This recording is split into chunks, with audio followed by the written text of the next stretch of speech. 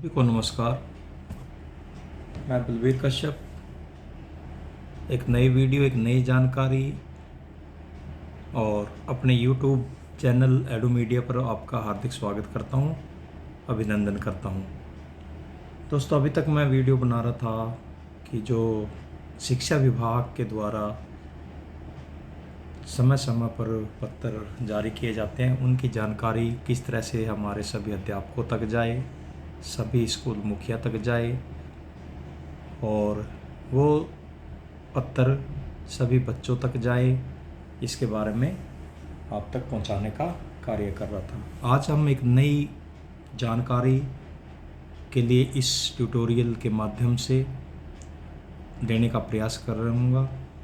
जैसा कि आप स्क्रीन पर देख रहे हैं, आज़ादी की शौर्य गाथा पार्ट 1, क्योंकि अभी हमारा जो 15 अगस्त है, आज़ादी का जो हमारा जश्न है वो सभी देश में मनाया जा रहा है और 15 अगस्त भी हमारी अभी नज़दीक आने वाली है। इसी तरह से एक दैनिक भास्कर ने, जो हमारा न्यूज़पेपर है, उन्होंने ये उनके माध्यम से, उनके स्रोत हैं ये, वहाँ से लिया गया है, उनके सौजन्य से। तो आज़ादी की एक शौर्य गाथा का पार्ट 1 है जैसे ये, तो ऐसी कई सीरीज वो अभी हर रोज़ न्यूज़पेपरों में दे रहे हैं। तो चलिए इसी के ऊपर थोड़ी सी बात करते हैं, क्योंकि ये वो समाचार लगा लो या वो ऐसी जानकारी है जो कि हमारे आसपास भी शायद ना हो। तो चलिए जानते हैं क्या है। दर्द आज़ादी और जश्न आज़ादी की रोंगटे खड़े करने वाली दास्तानें हैं ये। पति अंग्रेजों का जासूस था, नेताजी को मारने पहुंचा तो उसकी हत्या कर दी। नीरा को जेल में घोर यातनाएं दी गई, लेकिन फौज के राज नहीं खोले। ये हम, जैसा कि अब देख पा रहे हैं, 76वां जो वर्ष है वो गर्व और विश्वास के साथ हम इस अपनी आज़ादी को मनाएंगे। तो चलिए क्या कहती हैं ये बातें अभी देख लेते हैं। 76वें वर्ष गर्व और विश्वास के स्वतंत्रता दिवस की 76वीं वर्षगांठ पर हम उन असंख्य वीरों और वीरांगनाओं को नमन करते हैं जिन्होंने अपनी सांसें दांव पर लगाकर हमें आज़ाद हवा में सांस लेने के काबिल बनाया। यह कहानी है नीरा आर्य की। आज़ाद हिंद फौज की इस जासूस ने महान देशभक्त नेताजी सुभाष चंद्र बोस की जान बचाने के लिए अपने सुहाग की भी बलि चढ़ा दी थी। यह प्रसंग प्रसिद्ध भारतीय साहित्यकार सत्यदेव नारायण सिन्हा की किताब ये जासूस महिलाएं से लिया गया है। चलिए जानते हैं नीरा आर्य जी के बारे में कि क्या उन्होंने उस वक्त काम किए। नीरा का विवाह ब्रिटिश भारत में CID इंस्पेक्टर श्रीकांत जयरंजन दास से हुआ था, जिन्हें नेताजी सुभाष चंद्र बोस की जासूसी और मौका मिलने पर उनकी हत्या करने की जिम्मेवारी दी गई थी। नीरा को जब यह पता चला तो वह घर छोड़कर सिंगापुर में नेताजी की आज़ाद हिंद फौज में भर्ती हो गई। उन्हें कैप्टन का पद मिला और जासूसी का काम सौंपा गया। एक बार नीरा के पति जयरंजन नेताजी को मारने के बहुत करीब पहुंच गए थे, लेकिन सुभाष चंद्र बोस को बचाने के लिए नीरा ने पति की हत्या कर दी। नीरा ने अपनी आत्मकथा में जासूसी के दिनों के कुछ किस्से भी बयां किए।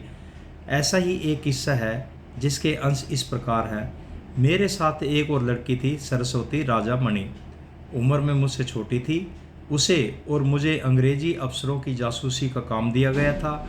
हमने लड़कों की वेशभूषा अपना ली और अंग्रेज अफसरों के घरों और मिलिट्री कैंपों में काम करने लगी।